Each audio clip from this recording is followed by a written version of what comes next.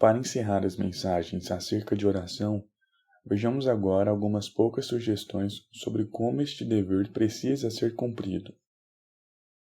Em primeiro lugar, precisamos orar reverentemente. Em todas as nossas aproximações a Deus, nós devemos precisamente considerar a sua exaltada majestade e inefável santidade, e humilhar-nos diante dele como fez Abraão. A expressão, "te apresento a minha oração", significa um pensamento firme ou aplicação minuciosa da mente. Nós precisamos considerar sobre o cumprimento deste dever solene como aqueles que têm no coração algo de grande importância com o qual nós não ousamos brincar. Quando nós viermos ao trono da graça e invocarmos o Altíssimo, não devemos oferecer sacrifícios de tolo. Não te precipites com a tua boca, nem o teu coração se apresses a pronunciar palavra alguma diante de Deus. Aquele que atira uma flecha no alvo, a direciona com mão firme e olho fixo.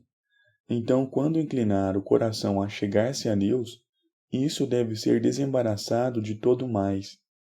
Seja capaz de dizer: firme está o meu coração, ó Deus. Observe que o temor da grandeza de Deus que está sobre sua alma seja acompanhado de um profundo sentimento de sua completa indignidade. Em segundo lugar, devemos orar sinceramente. Nós não podemos ser muito fortemente ou muito frequentemente advertidos contra esta mera adoração externa a que estamos tão constantemente inclinados, e que é a ruína de todo bem espiritual. No passado, Israel foi acusado de fazer menção ao nome de Deus, mas não sinceramente. Os desejos de nossos corações motivam e correspondem às petições que apresentamos. Oh, como nós precisamos implorar a Deus que isso seja gravado em nossos espíritos. Como nós precisamos examinar nosso coração e ver se o que pretendemos é mesmo o que falamos, pois não tomarás o nome do Senhor teu Deus em vão. Habitue-se a desafiar a si mesmo pelo questionamento: eu sou coerente comigo mesmo quando eu invoco a Deus, ou eu penso que posso impor-me a Ele com hipocrisia? Perto está o Senhor de todos os que o invocam, de todos os que o invocam em verdade. Como um auxílio a isso, pense sobre o alto valor dessas coisas espirituais que você busca, sua profunda necessidade delas, e questione: eu realmente as desejo?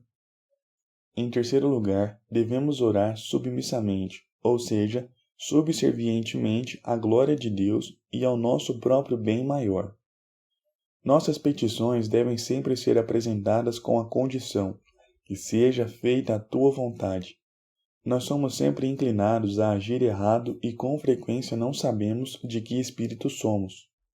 A oração de fé inclui submissão tão verdadeiramente quanto inclui confiança, pois a confiança sem a submissão é pura presunção e não fé. Orar com fé não é acreditar em certa crença de que Deus nos dará aquilo que pedimos, mas que Ele nos concederá o que for mais sábio e melhor. Se nós soubéssemos seguramente de antemão que Deus certamente nos daria todas as coisas que pedimos, teríamos razão de ter medo de orar, pois com frequência nós desejamos coisas que demonstraram ser uma maldição para nós se as houvéssemos obtido. Nossa sabedoria, bem como nossa obrigação, é orar de modo condicional e submisso. Nós apenas nos curvamos diante da soberania de Deus. Em quarto lugar, devemos orar confiadamente. Há alguns homens que, por causa da sua alta posição ou austeridade de conhecimento, consideram a todos inferiores. Destes nós deveríamos ter receio de nos aproximar. E porque não temos nenhuma boa palavra para apresentar ou falar, assim nós deveríamos, portanto, abandonar a ideia de conversar com eles. Mas não há motivo pelo qual um crente seja desencorajado a conversar com Deus. Não, Ele nos ordena: acheguemo-nos, portanto, confiadamente junto ao trono da graça, a fim de recebermos misericórdia. Não deixem, então, que a percepção da grandeza e da santidade de Deus, nem que a compreensão de sua própria completa indignidade detenham vocês. Tal é a compreensão de Deus pelos humildes suplicantes, que nem mesmo o seu terror os fará ter medo. É diretamente contra sua vontade revelada que seu povo devesse assustar-se dessa maneira. Ele os encoraja como filhos, porque não recebestes o espírito de escravidão, para viverdes outra vez atemorizados, mas recebestes o espírito de adoção, baseados no qual clamamos Abba Pai. Porque este mesmo espírito de adoção, nós somos trazidos para a proximidade, liberdade e confiança dos filhos de Deus. E embora sejamos cheios de pecado, ainda temos um advogado junto ao Pai.